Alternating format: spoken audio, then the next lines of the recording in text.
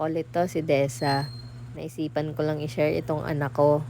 Nung time na 'to nga sobrang lakas ng ulan at sabi ko sa kanya, "Anak, huwag ka nang pumasok kasi maulan, baka mabasa ka." Pero umiyak na siya agad, gustong-gusto talaga niyang pumasok. Sabi niya magpayong na lang daw kami. Sabi ko kahit magpayong kami mababasa pa rin kami sa tricycle. Kaya sabi ko mag-intay kami na medyo minahin na yung ulan. Hindi ko pa pala sila nabibilhan ng kapote. Nursery pa lang yan pero parang college na kung umasta.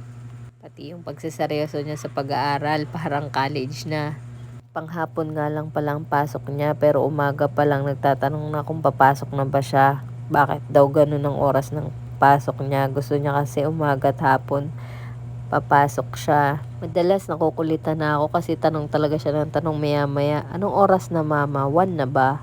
Ganun siya ka-excited pumasok araw-araw. Kaya kahit umuulan, ginawan ko talaga ng paraan na may pasok siya kaysa naman mag-iyak siya maghapon o buong hapon. Pag ganitong maulan, hindi lang yung pagde-deliver ng cake ang struggle, pati na rin yung paghatid at sundo sa mga bata. Buti na lang nung papasok na kami, medyo humina na talaga yung ulan, pero umuulan pa rin yan. At ito na nga, basang-basa ang aming Pajero.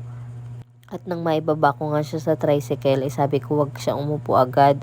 At nagkusa na siyang kunin yung basahan sa lalagyan. Hindi ko yan inutusan, siya talaga yung nagkuha-kuha. Minsan talaga parang college yan umasta. At pupunta na nga tayo, pinastart ko na ang aming Pajero. At ito na, nakarating na kami sa school. Happy na yarn. At hindi ko na nga pala yung binabantayan dyan. Iniiwan ko na siya, tas babalikan ko na lang sa hapon. At eto na, uwian na nila at wala nang ulan. Hindi ko alam kung bakit ganyan ang mukha niya. Siguro naiinitan, ang init naman kasi. Yan nga pala si Kalia, ang batang masipag mag-aral. Yun lang.